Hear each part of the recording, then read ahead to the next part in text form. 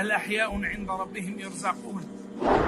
مزيد من الحزن والأسى بل وتعصرا للقلب نزف العاملين من جمعية البركة الجزائرية الذين التقوا إلى العلا أثناء الواجب الوطني والإنساني في تقديمهم للمواد الغذائية والطرود الغذائية للنازحين في مركز الإيواء التي أقامته جمعية البركة واستهدف البارحة.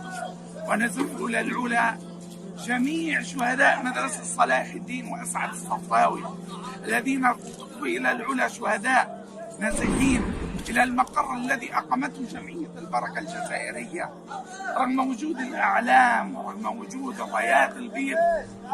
أغار العدو الصهيوني لقتلهم والتعثر عليهم هؤلاء الذين كانوا معنا وكنا على مدار